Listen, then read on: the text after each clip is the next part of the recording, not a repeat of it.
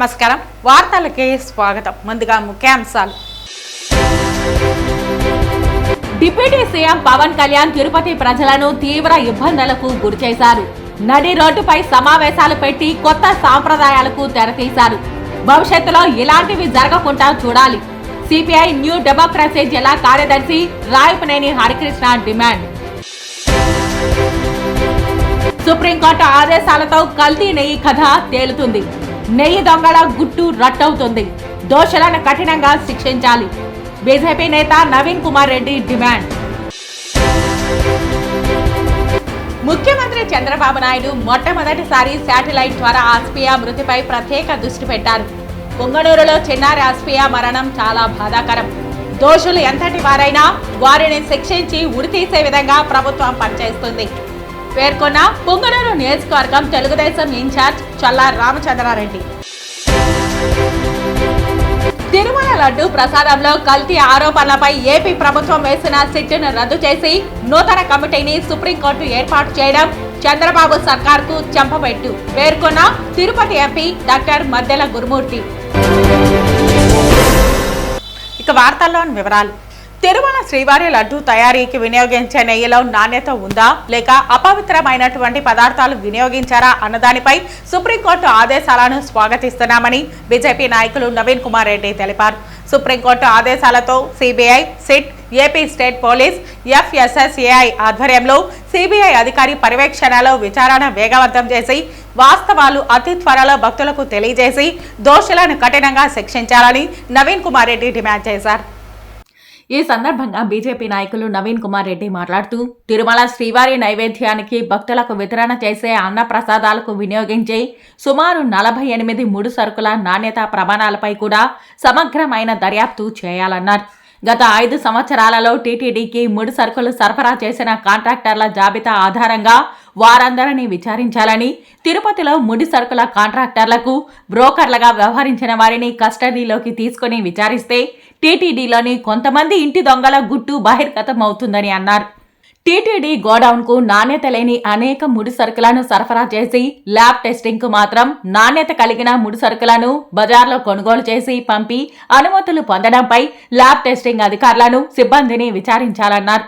TTD గోడౌన్కు లారీలలో వచ్చిన ముడి సరుకులను ఎవరికీ అనుమానాలు రాకుండా అప్పుడప్పుడు రిజెక్ట్ చేసినట్లు రికార్డుల్లో చూపించి అదే ముడి సరుకులను వేరొక నెంబర్ గల లారీలోకి లోడ్ చేసుకుని తిరిగి ఆమోదించిన సందర్భాలు కూడా అనేకం ఉన్నాయని వాటిపై లోతుగా దర్యాప్తు చేయాలన్నారు. టీటీడీలో గత 5 సంవత్సరాలుగా పనిచేసిన EO Jawahar Reddy, additional EO Dharma Reddy, GM, procurement, lab senior analyst, vigilance అధికారులను సైతం విచారణలో భాగస్వాములు చేయాలన్నారు.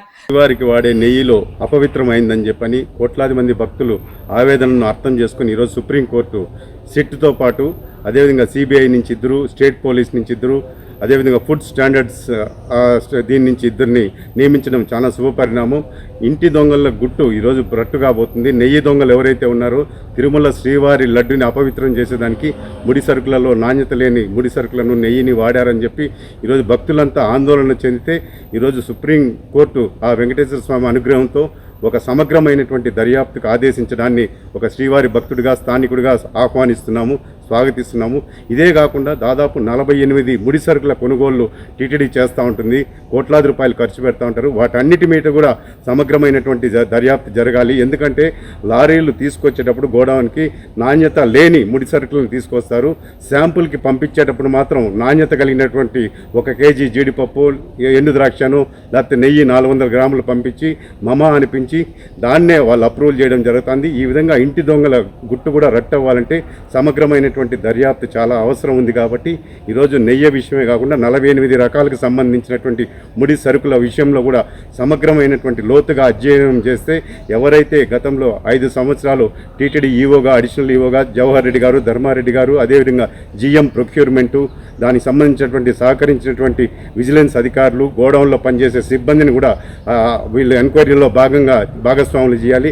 అదే కాకుండా తిరుపతిలో కొంతమంది లోకల్ బ్రోకర్స్ ఈ ముడి సరుకులు సరఫరా చేసే చేసే కాంట్రాక్టర్లతో లోపాయికారి ఒప్పందం కుదుర్చుకొని నాసిరకం సరుకుల్ని టీటీడీకి సరఫరా చేసినట్లు కూడా ఈరోజు భక్తుల ద్వారా సమాచారం అందుతోంది. కాబట్టి ఏదైతే ఈ సుప్రీంకోర్టు ఆదేశాల మేరకు సిబిఐ ఆధ్వర్యంలో దర్యాప్తు ప్రారంభం కాబోతోందో దానిలో వీటన్నిటి మీద కూడా సమగ్రమైనటువంటి లోతుగా అధ్యయనం చేసి రాబోయే రోజుల్లో నాణ్యమైనటువంటి ముడి సరుకులతో స్వామివారి ప్రసాదాలు తయారు చేసేలా చర్యలు తీసుకోవాలని చెప్పి మేము డిమాండ్ చేస్తున్నామండి.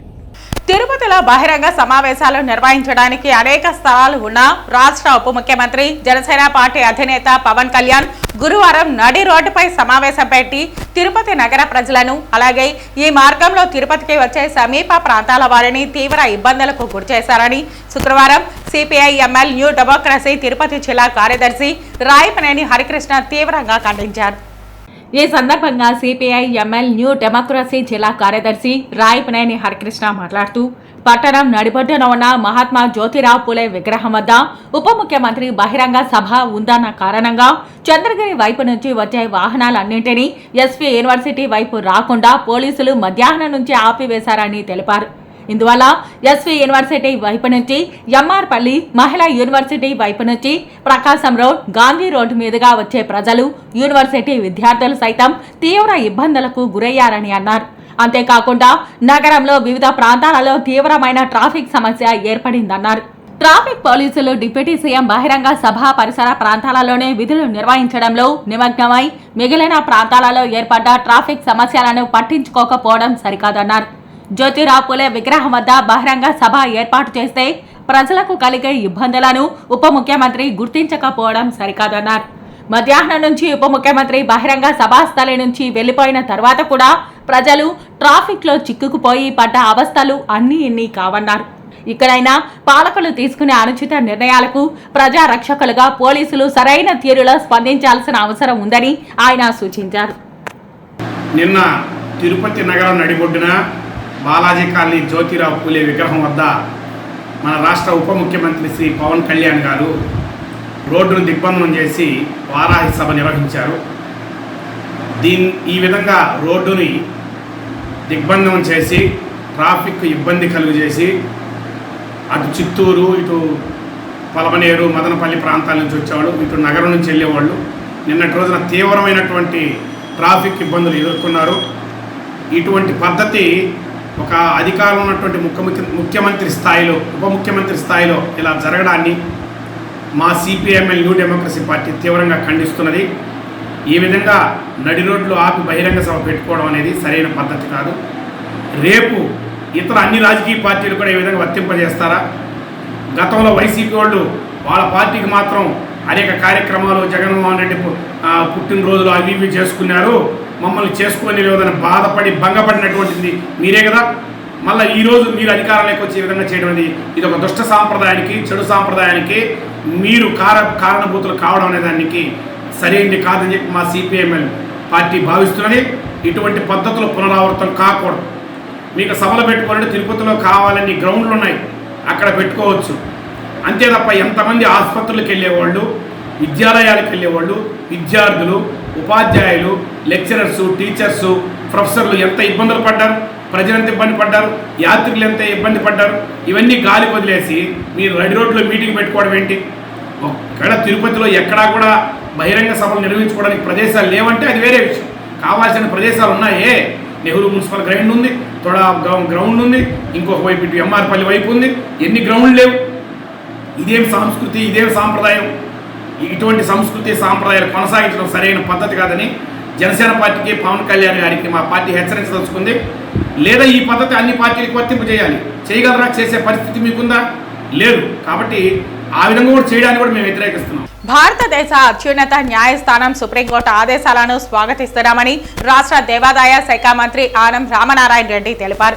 తిరుమల పవిత్రత, భక్తుల మనోభావాలను కాపాడడమే దృఢ సంకల్పంగా తమ ప్రభుత్వం ముందుకు సాగుతోందని ఆయన అన్నారు. భారతదేశ అత్యున్నత న్యాయస్థానమైన సుప్రీంకోర్టు ఆదేశాలను మేము స్వాగతిస్తూ ఉన్నాం.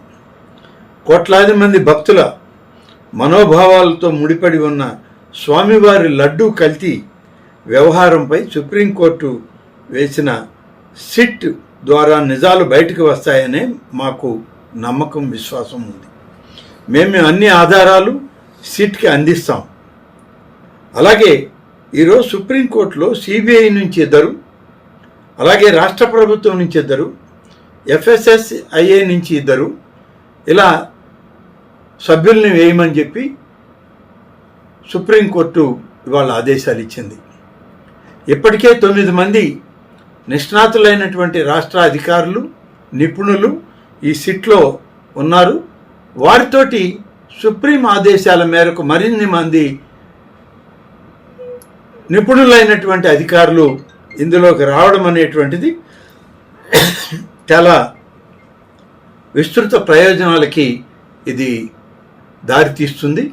ఈరోజు ఈ యొక్క లడ్డు విషయంలో సుప్రీంకోర్టు ఇచ్చినటువంటి ఆదేశాలు తూచా తప్పకుండా పరిగణలోకి తీసుకుంటుంది రాష్ట్ర ప్రభుత్వం. సిబిఐ ఎక్కడ కూడా రాష్ట్ర ప్రభుత్వం వేసిన సిట్ మీద తప్పు పట్టడం కానీ, రాష్ట్ర ప్రభుత్వం వేసినటువంటి సిట్ యొక్క ఆలోచన విధానం కానీ వాళ్ళు తప్పు పట్టలేదు. ఇంకా విస్తృతమైనటువంటి విధానంలో దీన్ని పరిశీలన చేయించండి అని చెప్పి మాత్రమే వాళ్ళు చెప్పడం జరిగింది. తిరుమల లడ్డు ప్రసాదంలో కల్తీ ఆరోపణలపై ఏపీ ప్రభుత్వం వేసిన సిట్టును రద్దు చేసి నూతన కమిటీని సుప్రీంకోర్టు ఏర్పాటు చేయడం చంద్రబాబు సర్కార్కు చెంపపెట్టు అని తిరుపతి ఎంపీ డాక్టర్ మద్దెల గురుమూర్తి అన్నారు.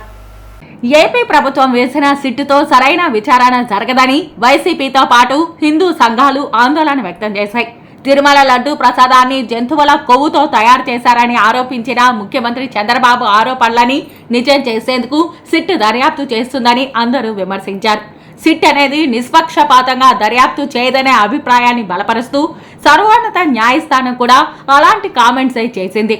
నిష్పక్షపాత దర్యాప్తు కోసం సిబిఐ డైరెక్టర్ నేతృత్వంలో కమిటీని ఏర్పాటు చేయాలని సుప్రీంకోర్టు ఆదేశాలపై సర్వత్రా సంతోషం వ్యక్తమవుతోందన్నారు. ఇప్పటికైనా తిరుమలపై రాజకీయ ఆరోపణలు చేయొద్దని, తిరుమల పవిత్రతను దెబ్బతీసేలా వ్యవహరించొద్దని, తిరుమల క్షేత్రంగా కక్షపూరిత రాజకీయాలకు తెరదించాలని తిరుపతి ఎంపీ ఆకాంక్షించారు. ఈరోజు సుప్రీంకోర్టు ధర్మాసనం ఇచ్చినటువంటి తీర్పు కూటమి ప్రభుత్వానికి ఒక చెంపపెట్టు లాంటిది. ఏదైతే మొదటి నుంచి వైఎస్ఆర్ కాంగ్రెస్ పార్టీతో పాటు ఇతర పార్టీలు, దాంతోపాటు హిందూ సంఘాలు ఏదైతే ఆందోళన వ్యక్తం చేశాయో, ఆరోపణలు చేసినటువంటి కూటమి ప్రభుత్వం వేసినటువంటి సిట్ ద్వారా సరైనటువంటి విచారణ జరగదు.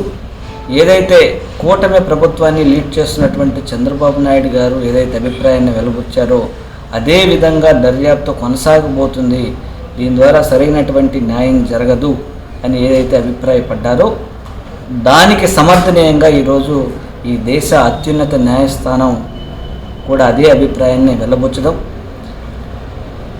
స్వతంత్ర దర్యాప్తు జరిగే విధంగా సిబిఐ డైరెక్టర్ పర్యవేక్షణలో ఒక 2 సీనియర్ ఆఫీసర్స్ని, అలాగే FSSAI చైర్మన్ ఆధ్వర్యంలో ఒక సీనియర్ ఆఫీసర్స్ని, అలాగే రాష్ట్ర ప్రభుత్వం నుంచి 2 పోలీస్ ఆఫీసర్ని ఉండే విధంగా, అలాగే నిష్పక్షపాతంగా దర్యాప్తు జరిగే విధంగా ఉండాలని సుప్రీంకోర్టు ధర్మాసనం ఇచ్చినటువంటి తీర్పు అన్ని పార్టీలు అంటే వైఎస్ఆర్ కాంగ్రెస్ పార్టీతో పాటు ఇతర సంఘాలు ఏదైతే కోరుకున్నారో అదేవిధంగా జరగడం హర్షణీయం. ఇప్పటికైనా తిరుమల తిరుపతి దేవస్థానం మీద రాజకీయ ఆరోపణలు చేయడం, స్వామివారి ప్రతిష్టని దిగజార్చే విధంగా వ్యాఖ్యలు చేయడం, అలాగే తిరుమల తిరుపతి దేవస్థానాన్ని కక్షాపూరిత రాజకీయాలకి కేంద్ర బిందువు చేసుకోవడం వద్దని కోరుకుంటూ మీ తిరుపతి పార్లమెంట్ సభ్యుడు గురువారు. పొంగనూరులో చిన్నారి ఆస్పియా మరణం చాలా బాధాకరమని పొంగనూరు నియోజకవర్గ టీడీపీ ఇన్ఛార్జ్ చల్లా రామచంద్రారెడ్డి పేర్కొన్నారు. ముఖ్యమంత్రి చంద్రబాబు నాయుడు మొట్టమొదటిసారి శాటిలైట్ ద్వారా ఆస్పియా మృతిపై ప్రత్యేక దృష్టి పెట్టారని ఆయన తెలిపారు. ఈ సందర్భంగా చల్లా రామచంద్రారెడ్డి మీడియాతో మాట్లాడుతూ ముఖ్యమంత్రి చంద్రబాబు నాయుడు మొట్టమొదటిసారి శాటిలైట్ ద్వారా అస్పియా మృతిపై ప్రత్యేక దృష్టి పెట్టారని తెలిపారు. దోషులు ఎంతటి వారైనా వారిని శిక్షించి ఉరితీసే విధంగా ప్రభుత్వం పనిచేస్తుందన్నారు. పోలీసులు నిద్రాహారాలు మాని చిన్నారి సంఘటనపైనే 12 టీములతో ప్రత్యేకంగా పనిచేస్తున్నారని అభినందించారు. దోషులు ఎంతటి వారైనా శిక్ష పడేంత వరకు తెలుగుదేశం ప్రభుత్వం పనిచేస్తుందని స్పష్టం చేశారు. పొంగనూరులో ఇటువంటి ఘటన మళ్లీ పునరావృతం కాకుండా చర్యలు తీసుకోవడంలో పోలీస్ శాఖకు కీలక ఆదేశాలు జారీ చేసినట్లు తెలిపారు. ఈరోజు ఈ పొంగనూరు పట్టణంలో చాలా బాధాకరం. ఎందుకంటే 6 సంవత్సరాల అమ్మాయి అశ్వియ ఈరోజు మన కళ్ళ ముందర లేకుండా పోవడం, అతి దారుణంగా దుండగులు హత్య చేయడము, ఇది మానవత్వానికే ఒక తీరని లోటు. ఎందుకంటే ఒక చిన్న బిడ్డను ఇంత దారుణంగా చంపినారంటే ఆ దుర్మార్గులను భగవంతుడు కాదు మానవులు కూడా ఏ విధంగా శిక్షించాలంటే అంత కఠినంగా శిక్షించాలని చెప్పి నేను తెలియజేస్తాను. ఎందుకంటే ఎంతటి వారైనా కూడా, ఎంతటి ఏ పార్టీలో ఉన్నా కూడా, ఎంతటి వారినైనా కూడా శిక్షించాలని చెప్పి ఈరోజు మేమందరం కూడా డిమాండ్ చేస్తున్నాం. ఇదే విధంగా మేము పోలీసు వ్యవస్థను కూడా కోరినాం. ఎస్పీ గారు కూడా దీన్ని పూర్తిగా ఒక ఛాలెంజ్గా తీసుకొని 3 రోజుల నుంచి ఇక్కడనే ఈ పొంగనూరు పట్టణంలోనే చేసి ఈ ఫస్ట్ టైం ఆంధ్రప్రదేశ్ హిస్టరీలోనూ శాటిలైట్ ద్వారా కూడా చేసిస్తూ ఉన్నారు. దోషులను 24 గంటల్లోనే పట్టుకునే అవకాశం ఉంది. పట్టుకున్న వెంటనే వాళ్ళను పూర్తిగా శిక్షించి ఉరిసి చేయాలని చెప్పి నా డిమాండు. వాళ్ళకు ఎట్టి పరిస్థితుల్లో కూడా ఆ డిమాండ్కు ప్రభుత్వము న్యాయస్థానాలు కూడా దీన్ని సమర్థిస్తాయని చెప్పి నేను ఆ భగవంతుని కోరుకుంటున్నాను. ఎందుకంటే ఇటువంటి సంఘటనల ఎక్కడా కూడా జిల్లాలో కాదు, రాష్ట్రంలో కాదు, ఈ రాష్ట్ర ముఖ్యమంత్రి ఎక్కడ కూడా ఇటువంటి అవాంఛనీయ కార్యక్రమాలు జరగకూడదని చెప్పి ఎంతో పటిష్టంగా పరిపాలన ముందుకు కొనసాగిస్తున్నాడు. దురదృష్టవశాలతో మనకి ఇక్కడ జరగడము, దీన్ని కూడా మేము ఒక ఛాలెంజ్గా తీసుకుంటున్నాం. ఎప్పుడు కూడా ఇక్కడ అన్ని పట్టణంలో సీసీ కెమెరాలు ఇప్పుడు అన్ని మేము చెప్పడం జరిగింది. కమిషనర్లకు కానీ అన్ని 110 సీసీ కెమెరాలు కూడా బిగించడం జరుగుతూ ఉంది. ఎక్కడ చూసినా మసీదుల్లో అయితేనేమి, ఇక్కడ గుళ్ళల్లో అయితేనేమి, ఎక్కడ కూడా చర్చిల్లో అయితేనేమి, పబ్లిక్ ప్లేసుల్లో కూడా అన్ని తావుల సీసీ కెమెరాలు బిగించి పొంగనూరు పట్టణంలో ఎక్కడ ఇటువంటి అవాంఛనీయ సంఘటనలు జరగకుండా చూడాల్సిన బాధ్యత మా అందరి మీద ఉంది, ప్రజల మీద ఉంది. దీనికి పూర్తిగా మేము డిమాండ్ చేస్తా ఉన్నాం. ఈ పొంగనూరు ప్రజల తరపున మేమందరం కూడా దోషులను 24 గంటలు పట్టుకోవాలా, వాళ్ళని కఠినంగా శిక్షించి వాళ్ళకు ఉరిశిక్ష వేయాల్సిందని చెప్పి నేను డిమాండ్ చేస్తూ విరమించుకుంటున్నాను. శుక్రవారం మోహన్ బాబు యూనివర్సిటీలో మోహన మంత్ర మహోత్సవం అట్టహాసంగా ప్రారంభమైంది. ఈ కార్యక్రమానికి ముఖ్య అతిథులుగా మోహన్ బాబు యూనివర్సిటీ అధినేత మంచు మోహన్ బాబు, వైస్ ఛాన్సలర్ మంచు విష్ణు హాజరయ్యారు. తిరుపతి జిల్లా చంద్రగిరి మండలం ఏ రంగంపేటలోని మోహన్ బాబు విశ్వవిద్యాలయంలో ఈ నెల 4, 5, 6 తేదీలలో నిర్వహించే మోహన్ మంత్ర కార్యక్రమంలో ఉభయ తెలుగు రాష్ట్రాల నుండి విద్యార్థులు పేరు నమోదు చేసుకుని తమ ప్రతిభను ప్రదర్శించనున్నారు. మోహన్ మంత్ర కార్యక్రమంలో సుమారు 25,000 మందికి పైగా విద్యార్థులు పాల్గొన్నారు. టెక్నికల్ రంగంలో టెక్నో, కళాక్షేత్ర, క్లాస్మా, స్కిట్స్, హారర్ హౌస్, టెక్నోహాలిక్ మొదలైన కార్యక్రమాలలో విద్యార్థులు తమ నైపుణ్యాలను ప్రదర్శించనున్నారు. అనంతరం విద్యార్థులను ఉద్దేశించి Mohan Babu university vice chancellor Manchu Vishnu ప్రసంగించారు. ఈ కార్యక్రమానికి అధ్యక్షులుగా MBU executive director Vinay Maheshwari, MBU vice chancellor ఆచార్య Nagaraja Ramarao, chief growth and strategic officer Shri Vikas Singh మరియు యూనివర్సిటీ అధ్యాపకులు, అధ్యాపకేతర సిబ్బంది, విద్యార్థులు పెద్ద సంఖ్యలో పాల్గొన్నారు.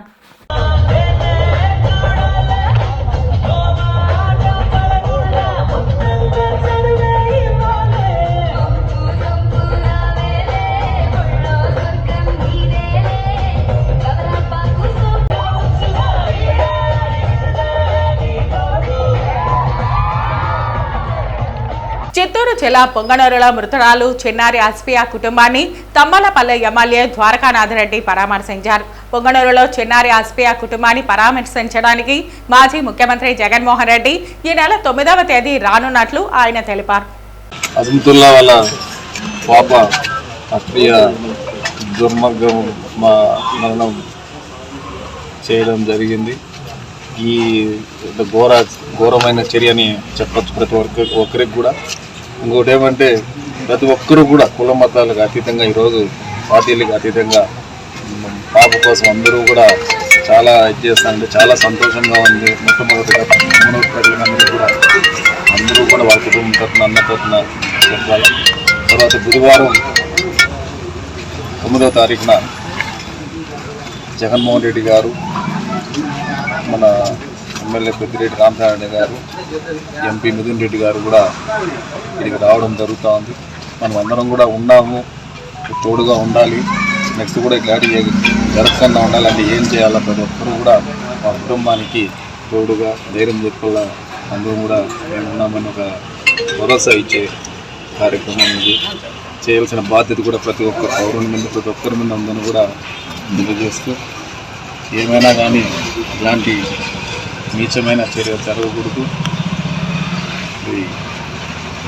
చాలా చాలా నీచమైన చర్య ఇది. అందరూ కూడా బాధపడాల్సిన దుర్ఘటన ఇది. చాలా బాధాకరంగా ఉందని కూడా మీకు అందరికీ తెలియజేస్తాను. శుక్రవారం ఉదయం చౌడేపల్లి మండలం దిగువపల్లి గ్రామంలో వెలసి ఉన్న శ్రీ శక్తి స్వరూపిణి బోయికొండ గంగమ్మకు పొంగనూరు నియోజకవర్గ టీడీపీ ఇన్ఛార్జ్ చల్లా రామచంద్రారెడ్డి అమ్మవారికి పట్టు వస్త్రాలు సమర్పించారు. చౌడేపల్లి గ్రామం దిగువపల్లి గ్రామంలో వెలిసి ఉన్న శ్రీ శక్తి స్వరూపిణి బోయికొండ గంగమ్మకు పొంగనూరు నియోజకవర్గ టీడీపీ ఇన్ఛార్జ్ చల్లా రామచంద్రారెడ్డి శుక్రవారం ఉదయం అమ్మవారికి పట్టు వస్త్రాలు సమర్పించారు. కుటుంబ సమేతంగా భక్తి శ్రద్ధలతో అమ్మవారి పూజా కార్యక్రమంలో పాల్గొన్నారు. ఈ కార్యక్రమంలో టీడీపీ నాయకులు అధిక సంఖ్యలో పాల్గొన్నారు. పాదాల చెంతకు ఇక్కడున్న ప్రజలు అందరం కూడా ఆమె చెంతకు వచ్చి ఆమె దర్శనం చేసుకునే భాగ్యం కల్పించిన బోయకొండమ్మ తల్లికి మా పాదాభివందనాలు ప్రజలందరి తరపున. అదేవిధంగా ఈ కూటమి ప్రభుత్వం ఏర్పడి 100 రోజులైంది. ఈ పొంగనూరు నియోజకవర్గంలో ప్రజలందరికీ కూడా ఆరోగ్యాలు కల్పిస్తూ ఈ ప్రభుత్వానికి, ఈ రాష్ట్ర ముఖ్యమంత్రికి, ఉప ముఖ్యమంత్రికి, నరేంద్ర మోడీ గారికి, పవన్ కళ్యాణ్ గారికి ఈ బోయకొండ గంగమ్మ ఆశీస్సులు ఉండి వాళ్ళందరికీ కూడా ఆరోగ్యాలు కల్పించి అందరికీ కూడా ఈ రాష్ట్రాన్ని అన్ని విధాల ప్రజలకు మేలు జరిగేలా, ఈ రాష్ట్రంలో పిల్లల భవిష్యత్తు కానీ రాష్ట్ర అభివృద్ధి కోసం కానీ అన్ని వేళలా కృషి కల్పించి శక్తి కల్పించాలని చెప్పి భగవంతుని కోరుకుంటూ, అదేవిధంగా ఇక్కడ ప్రజల కోరిక మేరకు మా సొంత ఖర్చులతో ఈరోజు ఈ బోయకొండమ్మ తల్లి దర్శనానికి రావడం ఎంతో భాగ్యంగా ఉంది.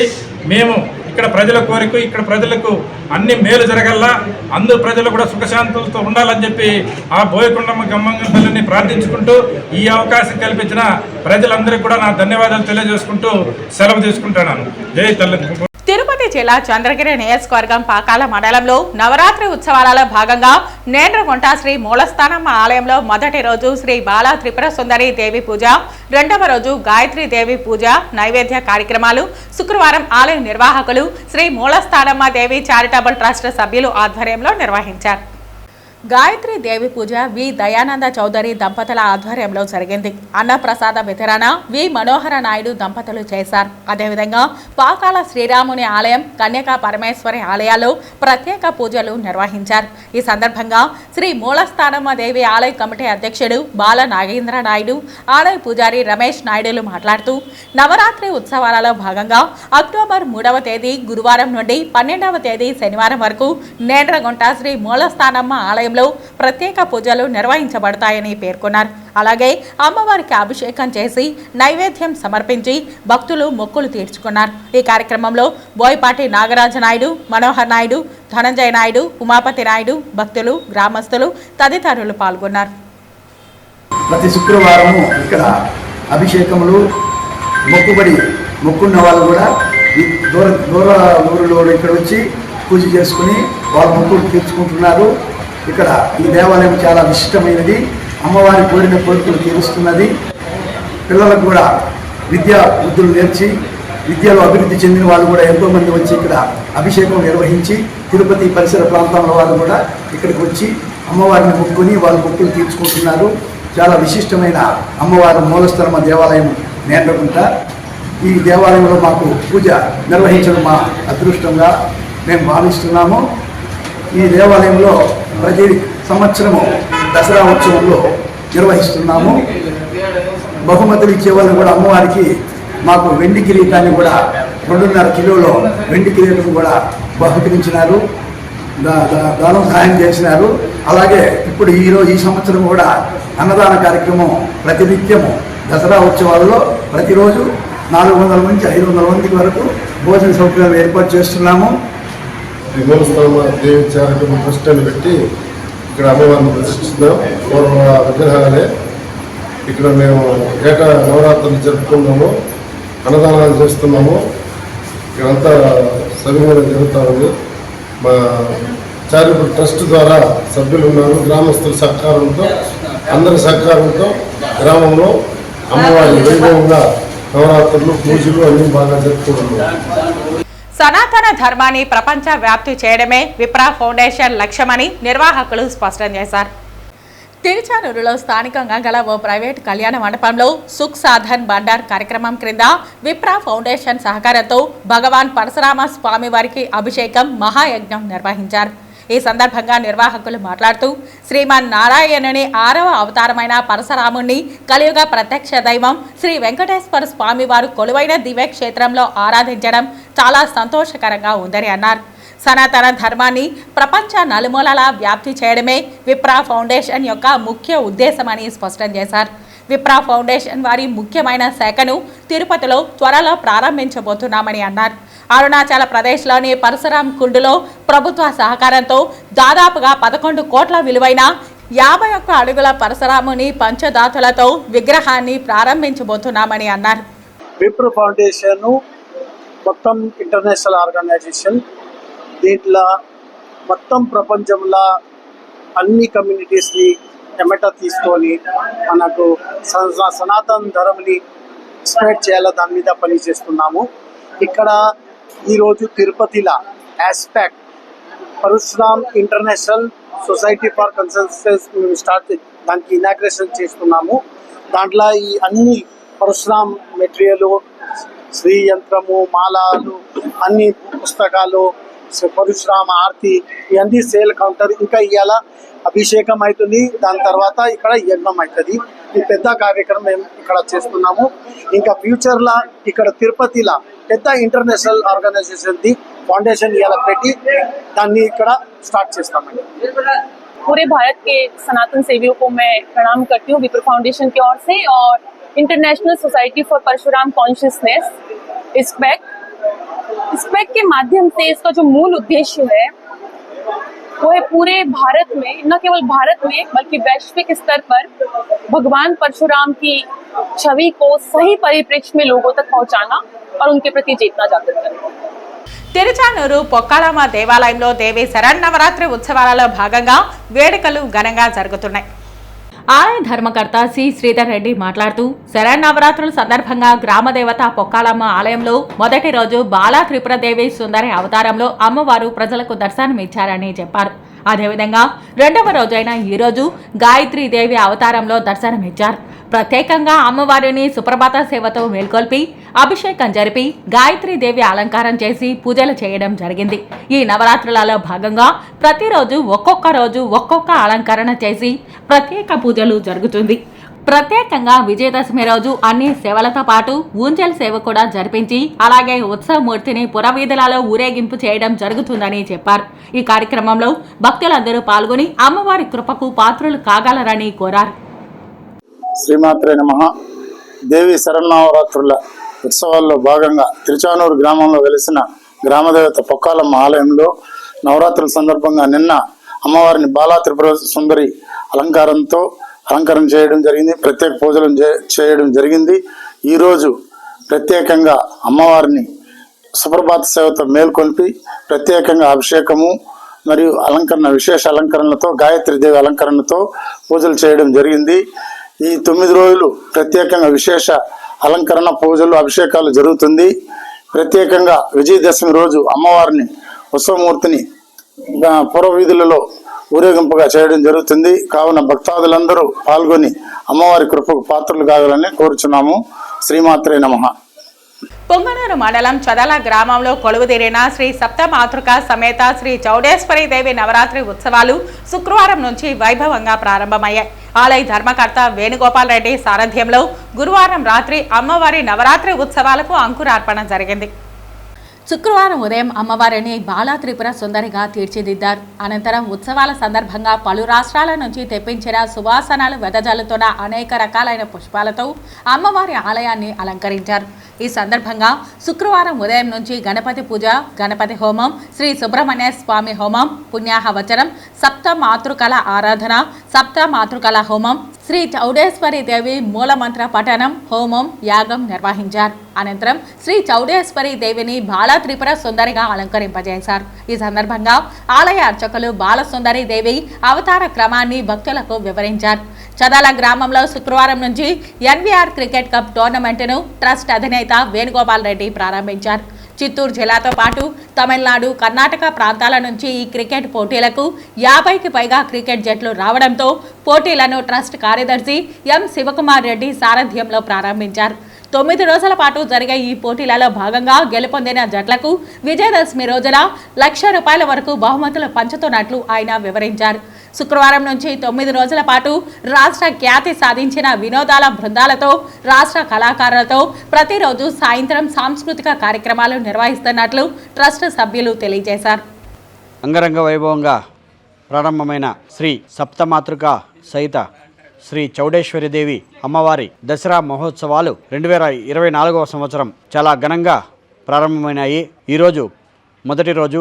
ఈరోజు ఉదయపూర్వం కలశారాధన, కలశ స్థాపన, గణపతి హోమం, మృత్యుంజయ హోమం, నవగ్రహ హోమం, శ్రీ చౌడేశ్వరి హోమం, నిత్య హోమాలు నిర్వహించి అమ్మవారికి పంచామృతాభిషేకం జరిపి విశేషంగా అమ్మవారిని అలంకరించి ఈరోజు బాలా త్రిపుర సుందరి అమ్మవారి అలంకరణతో అవతారంతో అమ్మవారు భక్తులకు దర్శనమిస్తున్నారు. మీకు అందరికీ తెలుసు, ప్రతి సంవత్సరం ఎంతో భక్తి శ్రద్ధలతో, నియమనిష్టలతో ఇక్కడ 9 రోజులు చాలా అంగరంగ వైభవంగా ఈ ఉత్సవాలు జరుపబడుతున్నాయి. ప్రతి సంవత్సరం లాగే ఈ సంవత్సరం కూడా ప్రతి ఒక్క రోజు అమ్మవారు విశేష అలంకారంతో వివిధ అవతారాలతో భక్తులకు దర్శనమివ్వడం జరుగుతుంది. ఇంతటి క్రతువును ఋత్వికులు చాలా భక్తి శ్రద్ధలతో నిర్వహిస్తున్నారు. కావున భక్తులందరూ ఇక్కడికి విచ్చేసి అమ్మవారిని దర్శించి ఇంకా 9 రోజులు ఈ శరన్నవరాత్రులు జరుగును కాబట్టి ఇక్కడికి వచ్చి అమ్మవారిని దర్శించిన యెడల మీ కుటుంబంలో సుఖశాంతులతో పాటు అష్టైశ్వర్యాలు సిద్ధించగలవని అమ్మవారిని ప్రార్థిస్తూ, ముఖ్యంగా ఇంతటి మహోత్సవాన్ని ఇంతటి ఘనంగా నిర్వహిస్తున్న మన ఆలయ అర్చకులు బాబు స్వామివారికి మా ట్రస్ట్ తరఫున ధన్యవాదాలు తెలుపుకుంటున్నాము. వార్తలు ముగించే ముందు ముఖ్యాంశాలు మరోసారి. డిప్యూటీ సీఎం పవన్ కళ్యాణ్ తిరుపతి ప్రజలను తీవ్ర ఇబ్బందులకు గురిచేశారు. నడి రోడ్డుపై సమావేశాలు పెట్టి కొత్త సాంప్రదాయాలకు తెరతీశారు. భవిష్యత్తులో ఇలాంటివి జరగకుండా చూడాలి. సిపిఐ న్యూ డెమోక్రసీ జిల్లా కార్యదర్శి రాయపనేని హరికృష్ణ డిమాండ్. సుప్రీంకోర్టు ఆదేశాలతో కల్తీ నెయ్యి కథ తేలుతుంది. నెయ్యి దొంగల గుట్టు రట్టవుతుంది. దోషులను కఠినంగా శిక్షించాలి. బీజేపీ నేత నవీన్ కుమార్ రెడ్డి డిమాండ్. ముఖ్యమంత్రి చంద్రబాబు నాయుడు మొట్టమొదటిసారి శాటిలైట్ ద్వారా ఆస్పియా మృతిపై ప్రత్యేక దృష్టి పెట్టారు. పొంగనూరులో చిన్నారి ఆస్పియా మరణం చాలా బాధాకరం. దోషులు ఎంతటి వారైనా వారిని శిక్షించి ఉరితీసే విధంగా ప్రభుత్వం పనిచేస్తుంది పేర్కొన్న పొంగనూరు నియోజకవర్గం తెలుగుదేశం ఇన్ఛార్జ్ చల్లా రామచంద్రారెడ్డి. తిరుమల లడ్డు ప్రసాదంలో కల్తీ ఆరోపణలపై ఏపీ ప్రభుత్వం వేసిన సిట్టును రద్దు చేసి నూతన కమిటీని సుప్రీంకోర్టు ఏర్పాటు చేయడం చంద్రబాబు సర్కార్కు చెంపపెట్టు పేర్కొన్న తిరుపతి ఎంపీ డాక్టర్ మద్దెల గురుమూర్తి. ఈ వార్తలు ఎంతటితో సమాప్తం. నమస్కారం.